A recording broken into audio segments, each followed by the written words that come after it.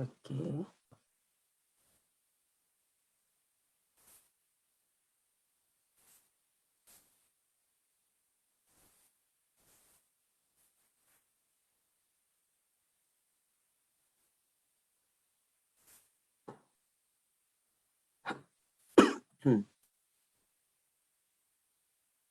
Baik. Assalamualaikum warahmatullahi wabarakatuh. Waalaikumsalam warahmatullahi. Okey. Alhamdulillah.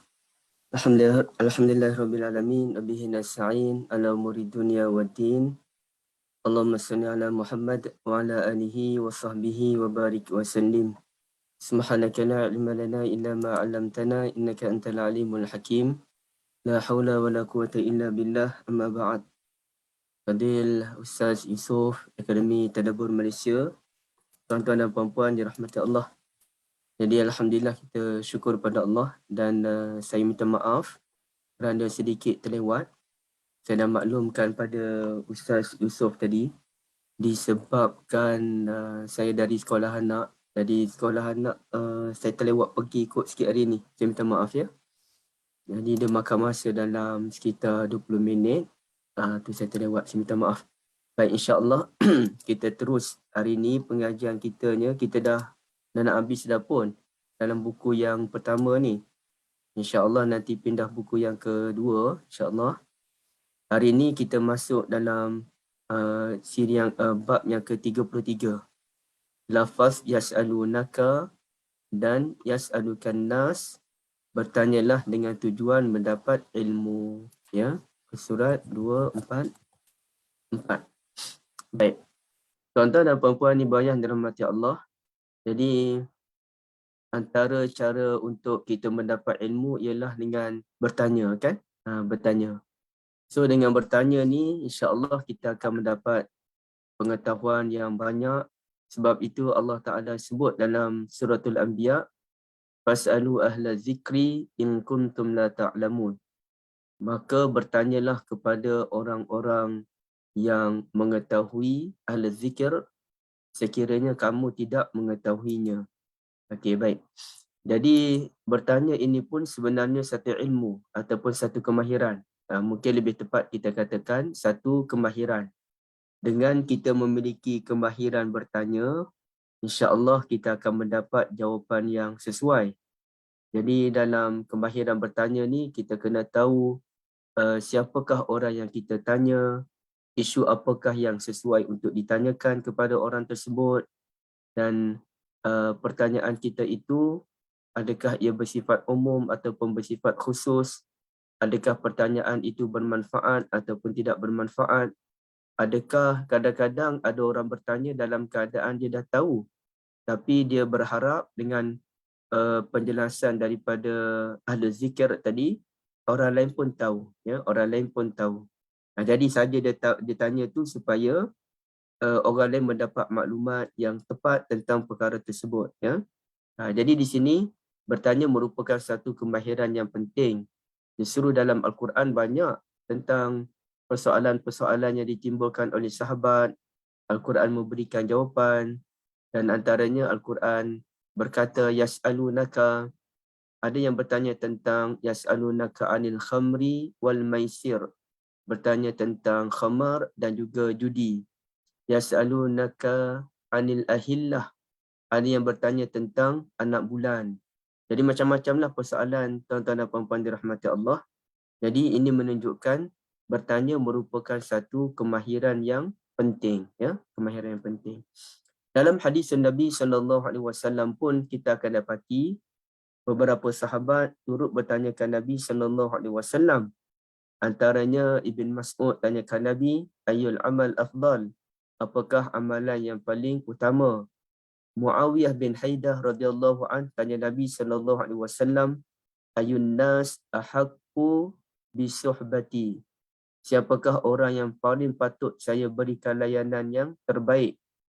Ada yang bertanyakan Nabi SAW berkaitan dengan apakah perkara yang boleh memasukkan saya ke dalam syurga, yudkhilunil jannah wa yubaiduni anin nar, dan menjauhkan saya dari neraka? Itu soalan daripada Muaz bin Jabal.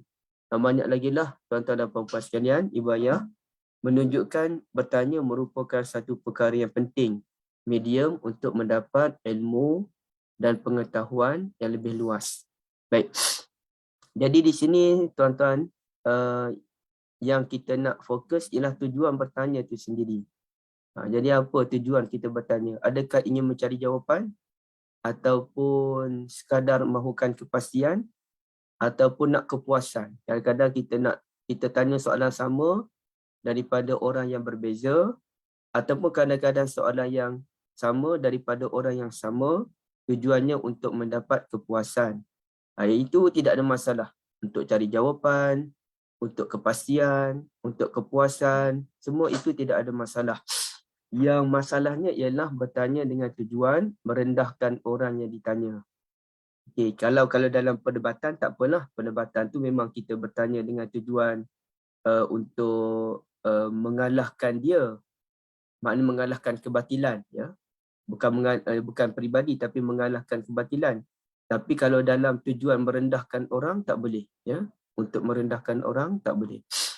Jadi di sini Al-Quran telah mendedahkan ada dua kelompok dalam bab bertanya ni. Satu kelompok yang memang mencari ilmu dan menjejak kebenaran. Yang keduanya kelompok yang memang nak cari gaduh, ya. Kelompok yang nak cari gaduh, nak meremehkan orang. Baik. Jadi di sini untuk memahaminya ada dua ayat ada dua kalimah yang digunakan oleh Allah. Satu yas'alunaka dan yang keduanya ialah yas'aluka. Yas'alukan nas. Jadi kita akan bermula dengan memahami yas'alunaka dulu, ya. Yas'alunaka, mereka bertanyakanmu, yakni Nabi Muhammad sallallahu alaihi wasallam. Yas'aluka, dia bertanyakanmu, ya. Contohnya yas'alukan nas, manusia bertanyakanmu. Yas'alunaka, mereka bertanyakanmu. Baik. Rupanya tuan-tuan dan puan-puan sekalian, yas'alunaka ni dia ada dua version, ya. Ada dua versi. Satu versi namanya versi Makkiyah, ya, versi Makkiyah, iaitu mana-mana ayat yang turun sebelum hijratun Nabi sallallahu alaihi wasallam. Dan versi yang kedua namanya versi Madaniyah, mana-mana ayat yang turun selepas hijratun Nabi sallallahu alaihi wasallam ke Madinah, meskipun ayat itu turun di Mekah, ya.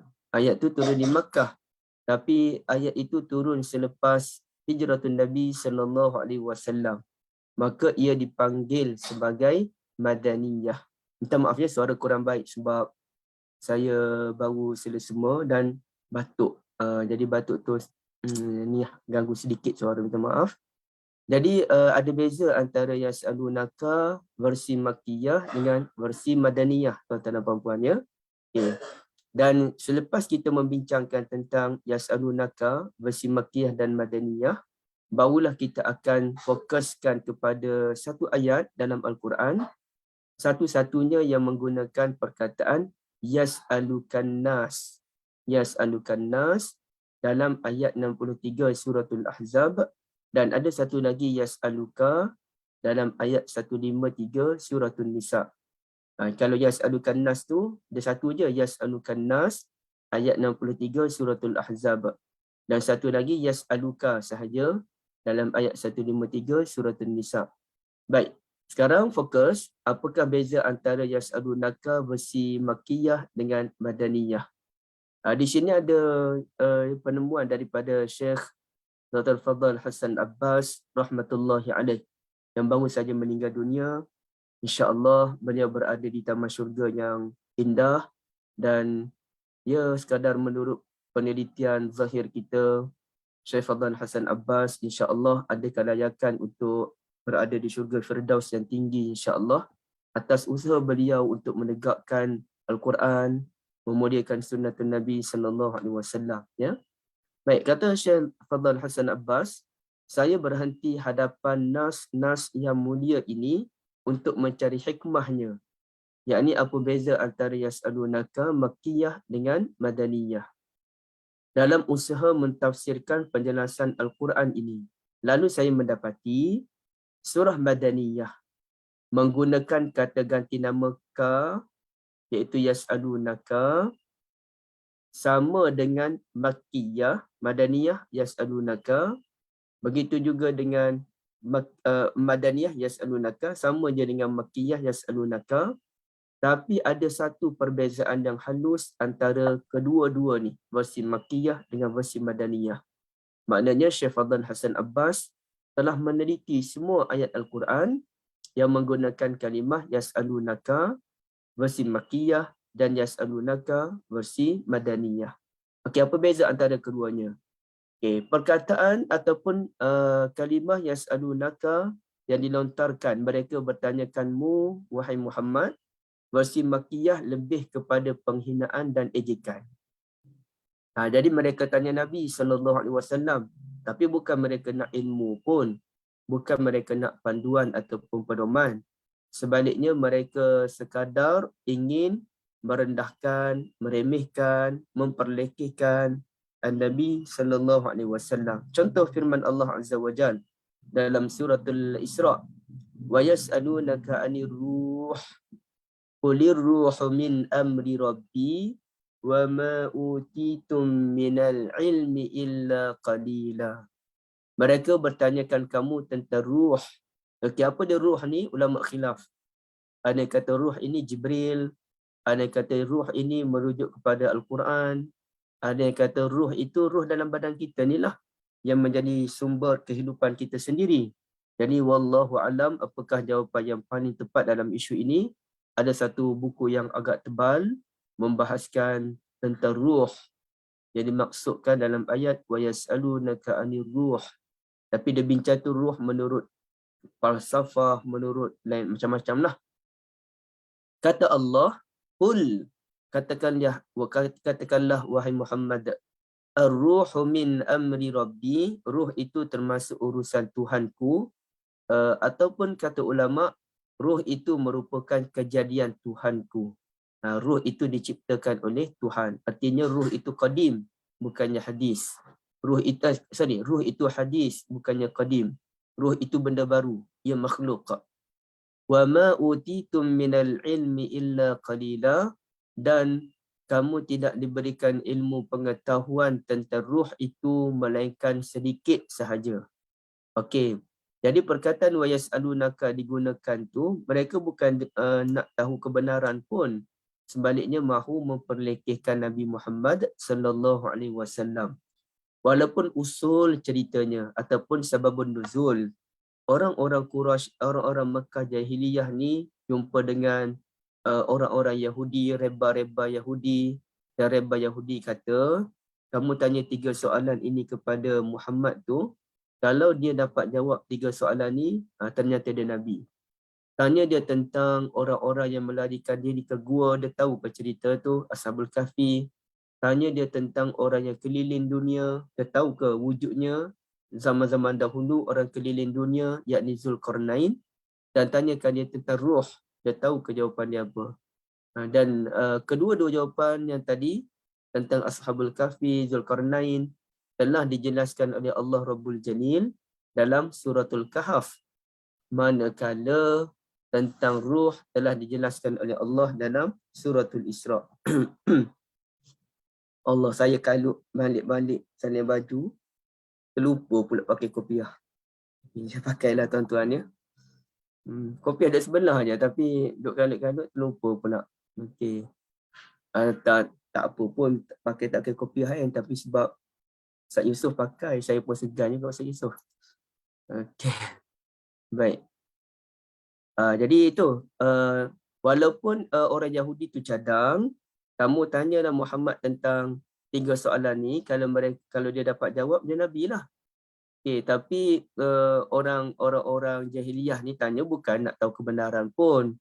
Sebenarnya mereka mahu merendahkan Nabi Muhammad sallallahu alaihi wasallam. Tu je. Orang Yahudi pun bukan nak tahu kebenaran pun. Baik. Jadi manakala yas'alunaka madaniyah pula memang lebih kepada pendidikan. Perkara berfaedah, mendatangkan manfaat. Contohnya apa dia? Okey, contohnya inilah ayat dia. Suratul Baqarah ayat 215. Yas'alunaka madza yunfiqun. Mereka bertanya kepada kamu apa yang mereka perlu belanjakan. Okey. Mereka nak belanja macam mana? Infak macam mana? Maka kata Allah, kamu infaklah kepada benda-benda yang halal ni, kamu infakkan kepada siapa? Ibu bapa, kepada kaum qarabah, anak-anak yatim, orang miskin, ibnu sabil. Okey. Jadi mereka tanya ni, adakah mereka nak memperlekehkan Nabi Muhammad sallallahu alaihi wasallam? Tak pun. Memang mereka nak belajar. Memang mereka nak belajar, mereka nak tahu sebenarnya sedekah-sedekah ni, zakat ke apa ni, sebenarnya elok bagi pada siapa Rasulullah. Okay. Jadi Rasulullah pun menggariskan kepada siapa sebenarnya harta ni boleh kita belanjakan. Ini bukan zakat ya. Harta tu boleh belanja pada siapa? Kepada ibu bapa dan sebagainya. Sampailah Ibnu Sabil. Baik. Dan banyak lagi lah ayat yang lain. Contohnya, yas'alunaka 'anil khamri wal maisir. Mereka tanya tentang judi dan juga arak. Sebab masa tu orang Islam masih lagi berjudi, orang Islam masih minum arak.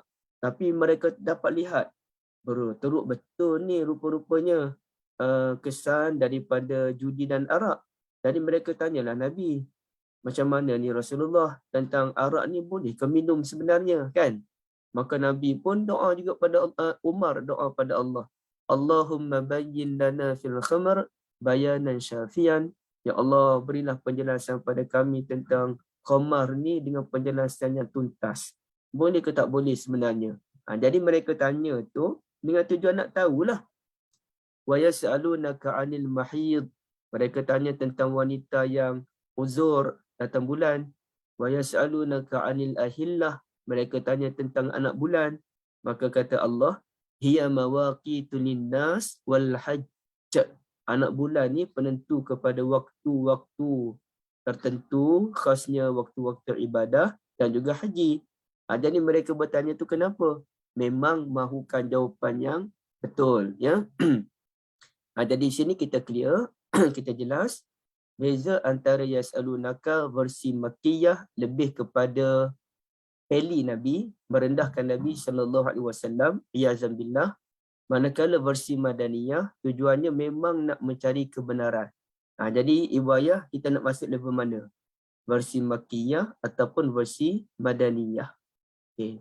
Pastilah kita nak Madaniyah.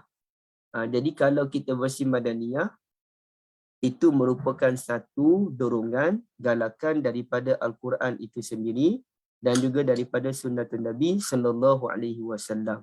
Kita kena pandai bertanya untuk mencari jawapan.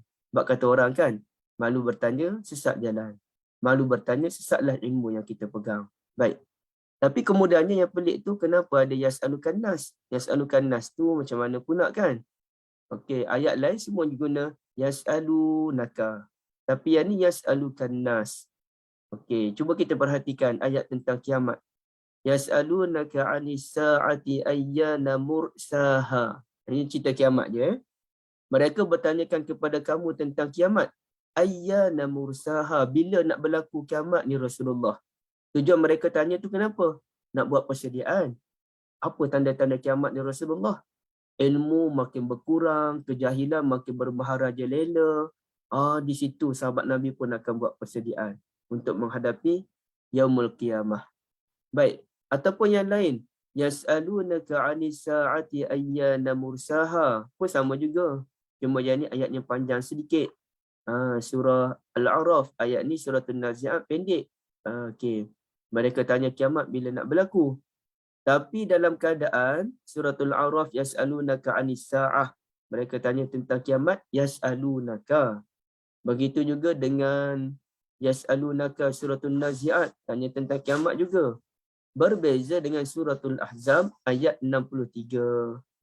Yang mana kata Allah Rabbul Jalil, yas'alukan nasu 'anis sa'ah. Manusia bertanyakanmu tentang as-sa'ah. Qul innama ilmuha indallah. Katakanlah bab kiamat ni tak bila berlaku Allah saja yang tahu, ya, Allah saja yang tahu. Wa ma yudrika la'alla as-sa'ata takunu qariba. Dan apakah jalannya kamu dapat mengetahuinya? Boleh jadi masa datangnya tak lama lagi dah. Okey. Jadi surah Al-A'raf dan Al-Nazi'at menggunakan yas'alunaka, berbeza dengan Ahzab menggunakan yas'alukan nas. Kenapa tu? Maka ada jawapan yang diberikan oleh Syekh Fadl. Alhamdulillah, tak payahlah kita pening-pening nak cari jawapan tuan-tuan dan puan-puan sekalian. Kita bacalah jawapan yang diberikan oleh Syekh Fadl Hasan Abbas. Semoga Allah memberikan beliau rahmat yang banyak. Jadi perkataan yas'alunaka tu dia merujuk kepada orang Islam yang bertanyakan Nabi sallallahu alaihi wasallam. Yas'alunaka, orang Islam tanya dengan tujuan ilmu, amal, persediaan. Tapi kalau yas'alukan nas, bukan orang Islam yang tanya. Ya, bukan orang Islam. Sebaliknya yang tanya tu siapa? Okey, nak tahu siapa yang tanya? Tuan-tuan dan puan-puan, minta maaf. Suara dah rock dah ni. InsyaAllah boleh bertahan lagi. Suratul Ahzab. Kita tengok Suratul Ahzab ayat 63. Okey. Tapi ini ayat Quran saja kan? Pening kita apalah maksud Quran ni. Kita tengoklah terjemahan dia macam mana. Okey, terjemahan dia. La in lam yantahil munafiquna walladzina fi qulubihim marad. Demi sesungguhnya orang-orang munafik, orang yang ada penyakit dalam jantung dia, wal murjifuna fil Madinah, orang yang suka menyebarkan berita palsu, berita fitnah di Madinah. Okey, ceritanya tentang apa? Ceritanya tentang orang munafik. Ya Allah berkata mal'uni, mereka dilaknat, apa benda tu. Jadi 3 ayat sebelum ayat 63 ni merujuk kepada orang munafik. Maka bila ayat 63 sebut yas'alukan nasu 'anis sa'ah, manusia bertanyakanmu tentang hari kiamat, maka kiamat manusia yang bertanya itu merujuk kepada orang munafik, ya, orang munafik.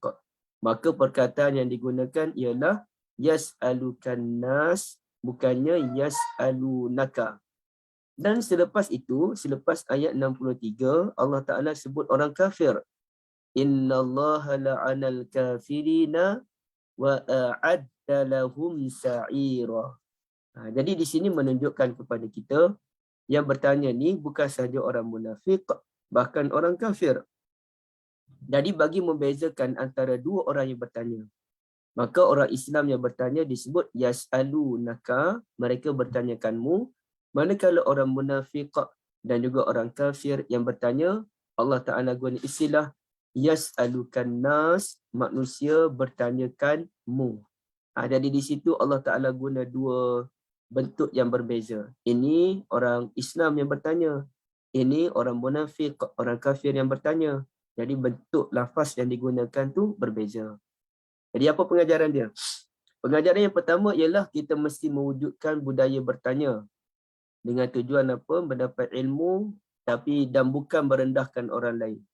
Memang kita tanya tu dengan tujuan mendapatkan ilmu. Jadi di sini kita mesti ada kemahiran bertanya. Ya? Kalau kita belajar dengan Ustaz Yusof, apa soalan yang sesuai untuk Ustaz Yusof?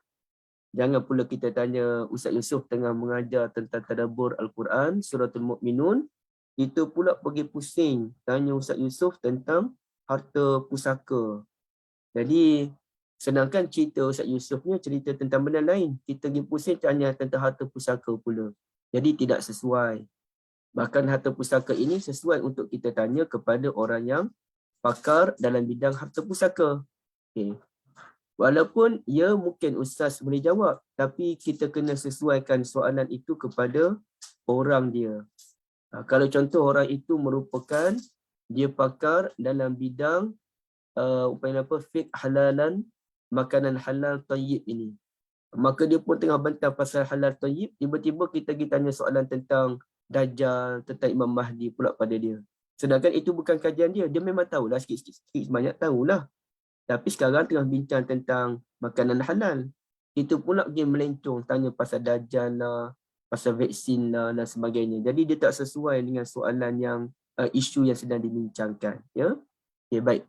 Yang keduanya, orang yang hebat, orang yang sengaja bertanya-tanya untuk menunjukkan dia ni hebat, merendahkan orang lain, itu orang sombong. Dan orang yang sombong ni dia tidak akan mendapat pertambahan ilmu apa-apa pun.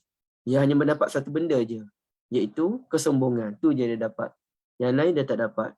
Jadi ini merupakan satu kerugian.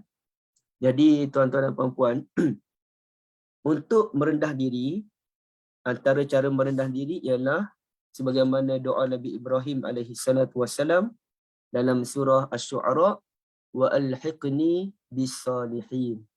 Ataupun Nabi SAW sendiri pun berdoa sebelum meninggal, Allahumma ghfirli warhamni wa alhiqni bis-salihin. Jadi hubungkan saya dengan orang-orang yang salih. Baik, bila kita dah bergaul dengan orang-orang yang baik, orang-orang yang tawaduk, pasti kita sendiri pun tidak akan timbul perasaan sombong. Biasanya begitulah. Bila kita berkawan dengan orang-orang baik, perangai baik itu tumpah pada kita. Jadi kalau kita nak sombong sangat, kita pun tahu wujudnya orang seperti Ustaz Yusof pun suka belajar daripada orang lain, kelas lain. Begitu juga dengan, saya kenallah beberapa orang yang berilmu, tapi mereka sanggup duduk di kelas orang lain untuk mendengar penerangan daripada ustaz yang sebenarnya bawah lagi daripada dia. Dia lagi tinggi, tapi dia sanggup dengar, dia berikan tumpuan yang baik, dia menjaga adab. Dan kadang-kadang dia bertanya, memang dia bertanya tu bukannya apa, memang dia nak tahu. Sebab orang yang hebat macam mana pun, dia takkan tahu semua benda. Jadi ini merupakan satu budaya yang perlu ada pada kita insya-Allah. Dan sebab itu saya tengok begini, ya. Betul apa yang disebutkan oleh Fadil Ustaz Kamilin. Beliau quote kata-kata guru beliau, kalau kita nak tengok watak orang kan, okey, kalau orang tu orang yang belajar fiqh, kalau dia belajar fiqh, dia akan jadi orang yang berlapang dada. Dia sedia menerima kepelbagaian pandangan. Alhamdulillah saya pun terjebak juga dalam dunia fiqh ni. Jadi kita lapang dada tu insya-Allah ada. Sebab kita tahu ada wujudnya pelbagai mazhab. Kalau orang yang belajar hadis, biasanya orang yang belajar hadis ni dia orang yang tegas, ya, orang yang tegas kerana mereka ingin menegakkan sunnatun Nabi sallallahu alaihi wasallam. Jadi kadang-kadang kita tengok garang juga orang yang belajar hadis ni. Betul lah.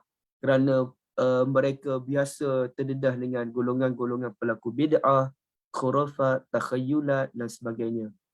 Tapi kalau orang yang belajar Quran, ya, orang yang belajar tafsir, belajar tadabbur Quran, adanya tadabbur center, Akademi Tadabbur Malaysia, ada Mutara Tadabbur, banyak sebenarnya. Jadi orang yang belajar Quran ni standardnya orang lembut. Orang yang hati lembut, orang yang tak suka bergaduh, orang yang sibuk berkhilaf, orang fiqh sibuk berkhilaf, orang yang belajar Quran ni ada ke berkhilaf tuan-tuan? Tak ada. Walaupun pastilah Ustaz Yusof akan berbeza pandangan dengan Ustaz Sya'ari, berbeza dengan Ustazah Salihah, berbeza dengan Ustaz Syahmi, tapi tak ada bising-bising. Berbeza pun berbeza benda yang tidaklah menimbulkan rasa dengki, busuk hati antara satu sama lain. Jadi orang yang belajar Quran ni dia lain. Kerana Al-Quran akan membentuk perwatakan peribadi yang lembut, yang baik. Standardnya begitu. Dan ini kita dapat lihat bagaimana Tuan Guru Nia Aziz sebagai contoh, kalau dia mengajar Quran je, dia akan jadi lembut. Tapi kalau dia cakap pasal politik, dia keras sedikit sebagai contoh. Kalau dia mengajar hadis, dia ada sedikit ketegasan. Tapi once dia mengajar Al-Quran je, lembut, damai je penyampaian dia. Wallahualam.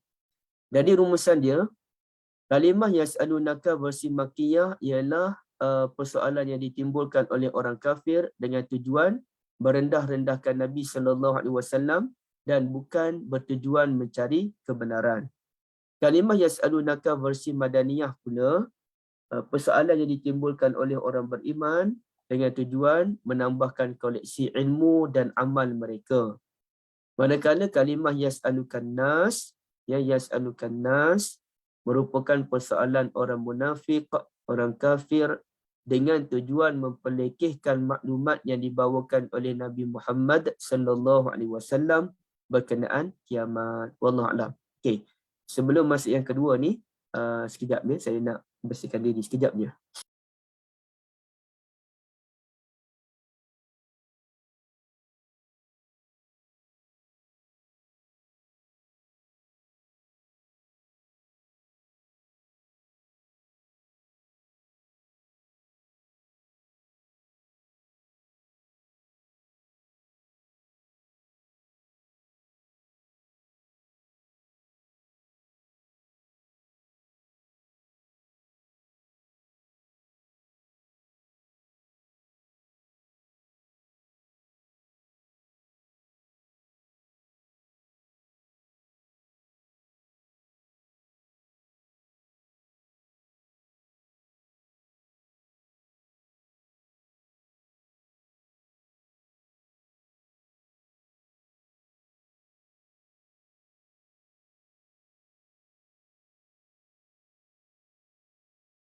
Okey, seterusnya lafaz yaf'alu dan yakhluqu. Ada saya kempen di Facebook tadi kan. Apakah beza antara yaf'alu dengan yakhluqu, dan daripada dua kalimah ini fahamlah saya tentang satu perkara, iaitu mengajar kita erti berusaha tanpa putus asa, ya. Berusaha tanpa putus asa. Okey, baik. Setahu saya lah tuan-tuan, ya, ada penyakit yang boleh dirawat dan ada penyakit yang tak boleh dirawat. Maknanya tak boleh dirawat ni kita boleh, kadang-kadang ada yang boleh kita kawal. Contohnya leukemia, kanser, itu boleh dikawal ataupun boleh dicegah. Tapi untuk dirawat setakat ini belum ada lagi kan. Tapi insya-Allah ada. Mungkin ada, cuma kita tak jumpa. Tapi yang tak boleh rawat yang sukar lah. Tapi izin Allah boleh berlaku semua benda. Orang cacat penglihatan dari awal lagi. Ataupun, dan orang cacat penglihatan pun dah ada dua kategori kan. Yang boleh dirawat, yang tak boleh dirawat. Okay. Jadi, tapi ala kullin lah untuk setakat ini.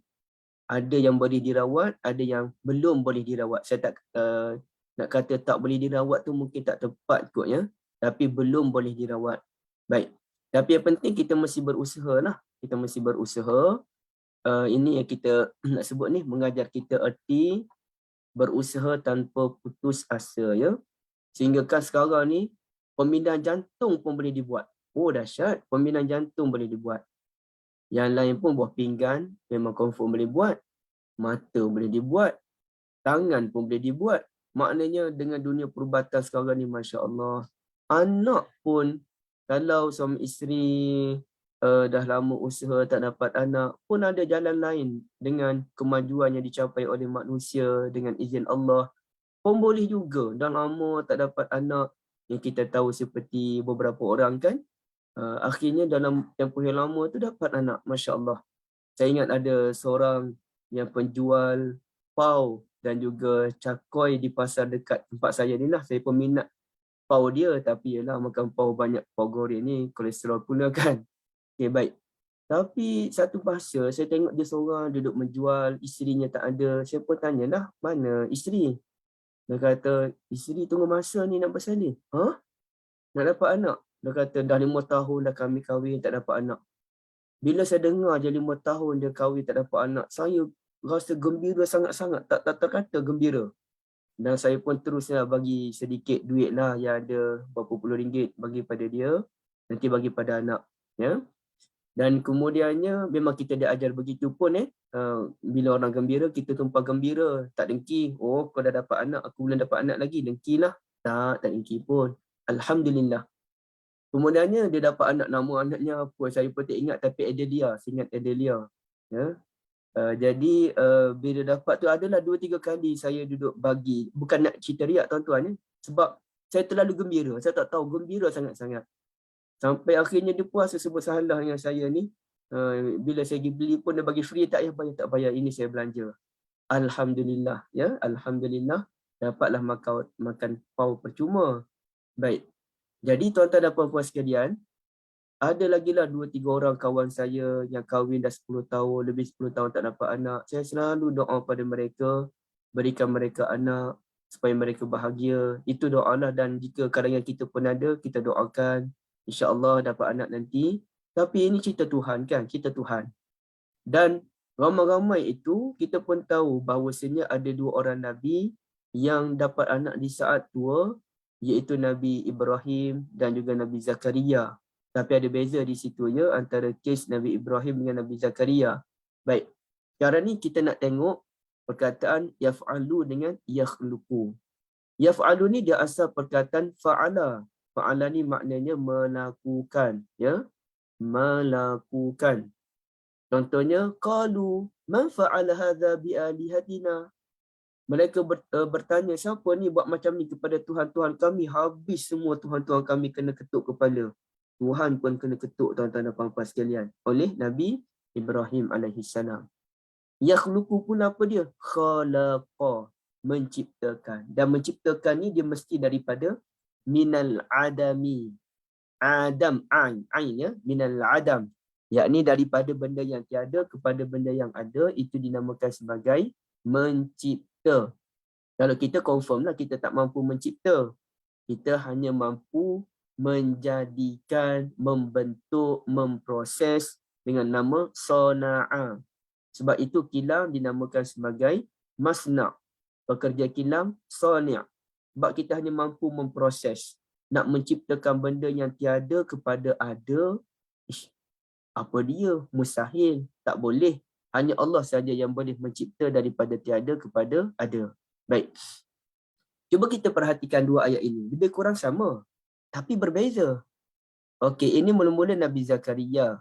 Qala rabbi anna yakunu li ghulam wa qad balagani al-kibar wa imraati aqir. Okey. Tuhan, macam mana saya boleh dapat anak ya? Sedangkan saya ni dah tua sangat dah. Isteri saya pula mandul. Mandul akhir ni maknanya apa dia? Isteri Nabi Zakaria ni sihat. Kalau cek doktor tu ada harapan boleh dapat anak. Nabi Zakaria pun sama. Tapi tak dapat anak, Allah tak bagi. Nah sekarang dah menopause dah. Cerita minta maaf ya, saya guna istilah tersebut. Dah menopause dah kerana tua. Macam mana boleh dapat anak ni? Tu pelik. Qala kadzalika Allahu yaf'alu ma yasha'. Demikianlah Allah melakukan apa yang Allah mahu. Perkataan digunakan apa dia? Yaf'alu. Fa'ala. Allah buat apa yang Allah suka. Kita alhamdulillah ya. Dan Nabi Zakaria tanya ni bukan pertikai, tapi terkejut. Kamu dapat anak ni Nabi Zakaria, kata malaikat. Tuhan, macam mana saya boleh dapat anak ya? Dia terkejut. Jadi persoalan itu kerana terkejut sangat. Macam kita lah, kita duduk rumah tiba-tiba dapat panggilan telefon.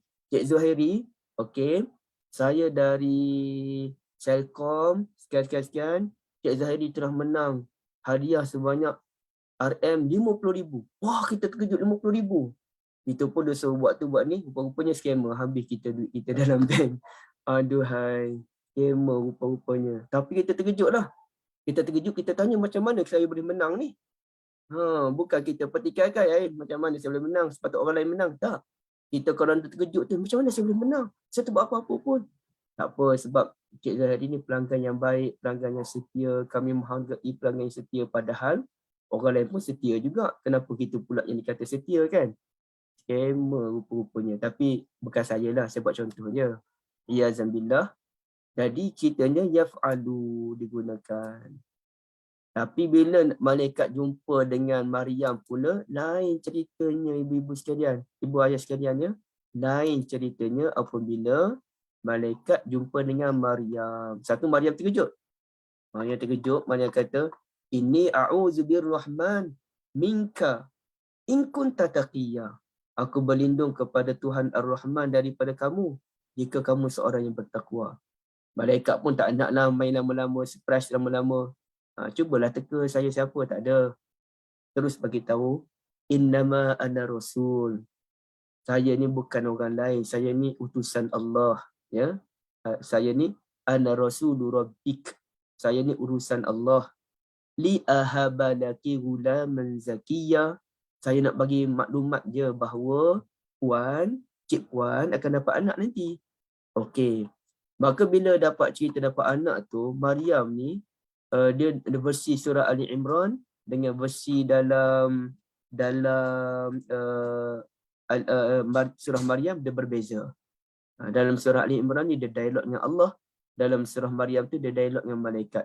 Qalat anna, kalau versi surah Maryam. Qalat anna. Kalau Ali Imran dia ada Rabbi. Qalat Rabbi anna yakunu li walad.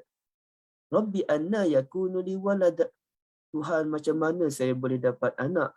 Walam yamsasni bashar, sedangkan saya tak ada suami pun, tak ada pun hubungan suami isteri. Allah kata apa? Qala kadzalikillahu yakhluqu ma yasha. Allah kata melalui lisan malaikat lah, bukan Allah sembang direct dengan Maryam, ya. Allah, demikianlah Allah menjadikan apa yang Allah mahukan. Sama je.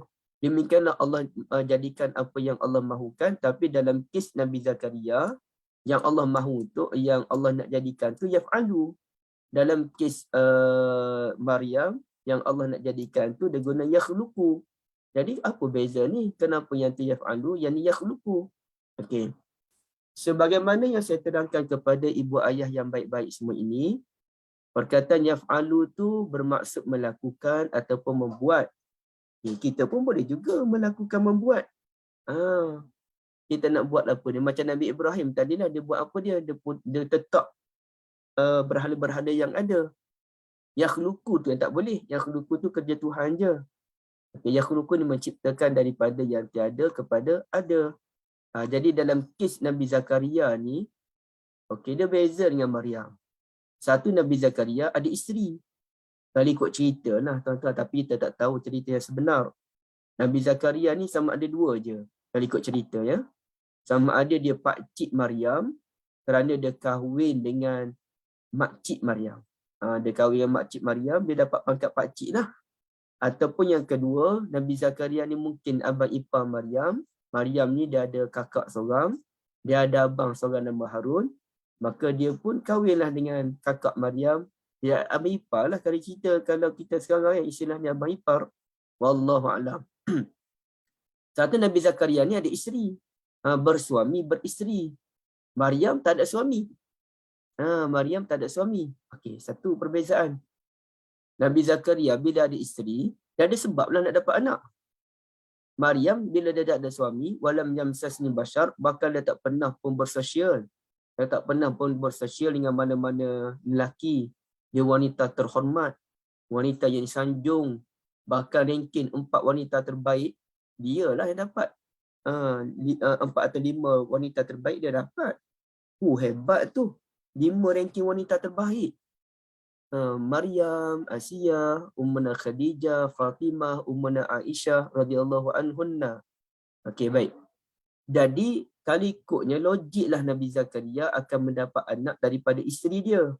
Cuma isterinya ni tak tahulah Allah tak bagi anak sampailah tua atas izin daripada Allah berdasarkan hikmah-hikmah tertentu barulah boleh anak, ya, barulah boleh anak. Maka kerana Nabi Zakaria ni ada sebab untuk mendapat anak, ada isteri, isterinya ada suami.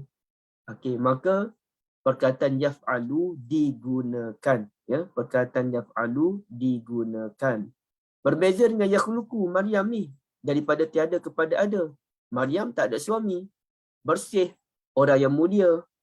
Orang yang mulia. Tiba-tiba dapat anak.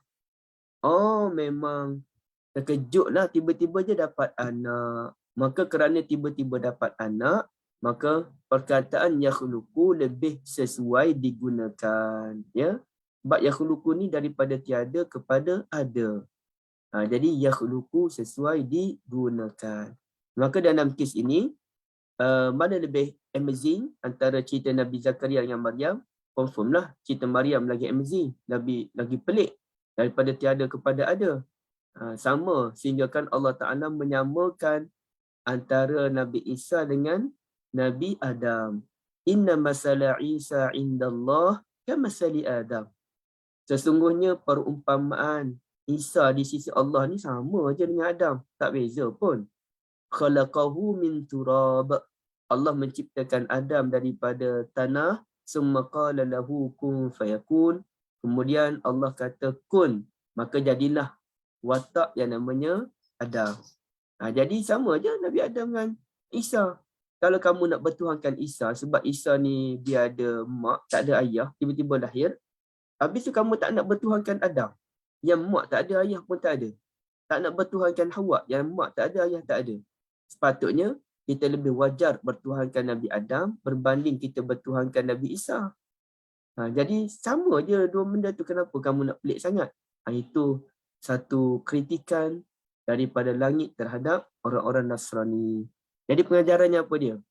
Dalam sebahagian penyakit, doktor akan berserah kepada Allah. Sampai satu masa doktor berkata, kita doa je pada Allah. Kami dah usaha habis-habisan.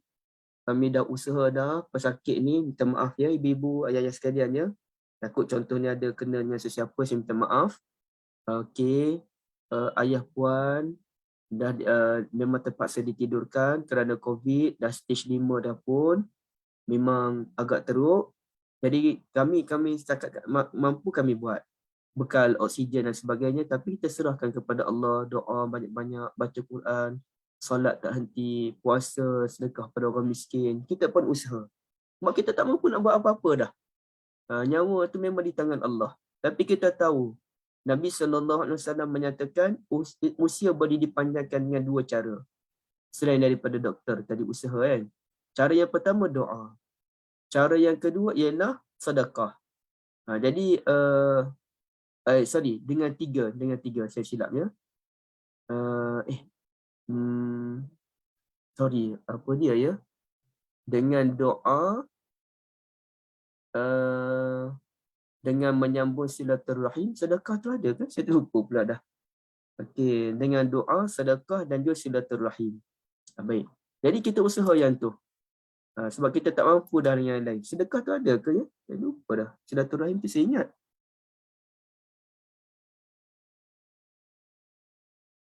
Hadis tu. Ya Allah. Okey, baik. Jadi dalam kes ini kita serah kepada Allah Azza wa Jalla. Namun dalam kebanyakan penyakit, Allah Ta'ala pun sediakan ruang untuk kita membuat kajian. Maka Allah Ta'ala sediakan satu package, satu model. Namanya model Zakaria. Satu lagi model, namanya model Ibrahim. Nabi Ibrahim ni isterinya Aqim. Memang Allah Ta'ala sediakan, memang dia tak dapat anak dari awal lagi. Aqim. Tapi model isteri Nabi Zakaria ni Aqir. Ada beza antara ra' dengan mim. Aqim dengan Aqir. Aqir ni dia sihat, cuma dia tak dapat anak. Tak tahu kenapa tak dapat anak. Okey, Aqim memang tak dapat anak. Maka dalam kes Nabi Ibrahim, kita tak jumpa satu ayatul Quran menunjukkan Nabi Ibrahim berdoa agar mendapat anak melalui isterinya Sarah radhiyallahu anha. Tapi kalau dalam kes Nabi Zakaria, kita jumpa dalam surah Ali Imran, kita jumpa dalam surah Maryam, yang mana dia doa tanpa henti untuk mendapat anak. Kerana dia tahu isterinya sihat, cumanya tak tahulah kenapa Allah tak bagi anak. Jadi sampaikan usia yang lanjut, tetap dia doa. Akhirnya Allah makbulkan doa dia. Walhamdulillah. Segala puji bagi Allah. Okay, baik. Ada sebarang persoalan tuan-tuan dan puan-puan sekalian? Boleh kita ni bincang.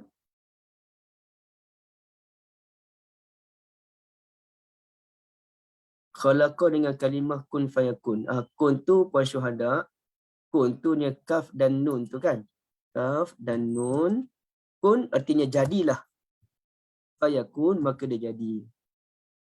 Khalaqa tu benda lain pula. Khalaqa tu pun khalaqa tu macam perbuatan, menjadikan daripada tiada kepada ada. Kun tu ucapan kan. Kun, jadilah kamu. Maka jadilah. Cuma Allah Ta'ala dalam mencipta sesuatu benda, Allah Ta'ala buat proses. Kerana Allah Ta'ala macam nak ajar kita semua, apa benda pun kena melalui proses. Ya? Allah ciptakan langit, bumi semua kan 6 hari. Dia ada proses dia. Bukannya tiba-tiba je ada langit yang bumi secara mengejut. Tak, bukan begitu cara Allah Azza wa Jal. Okay, baik.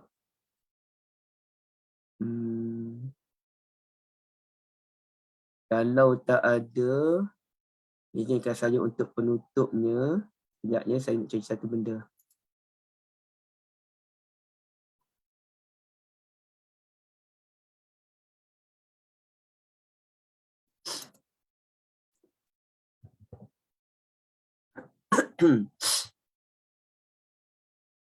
Okey. Bersedekah, silaturahim, bakti pada orang tua. Bakti orang tua tu tak ada Kak Anis. Tapi of course lah dia termasuk dalam silaturahim. Cuma saya lupa hadis tu. Hadis tu saya lupa. Okay, baik. Kalau tak ada, izinkan saya untuk penutup. Tuan-tuan dan puan-puan dirahmati Allah. Okey, mana ni saya nak ni. Sekejap. Lupa pula. Okey. Penutup ni bentuk saya nak ceritakan.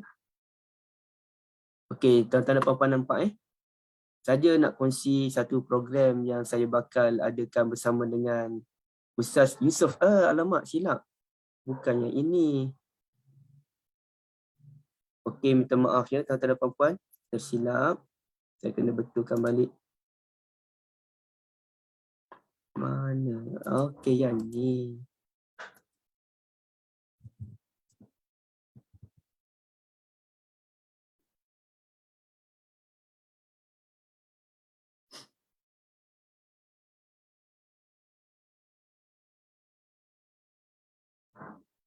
Okey.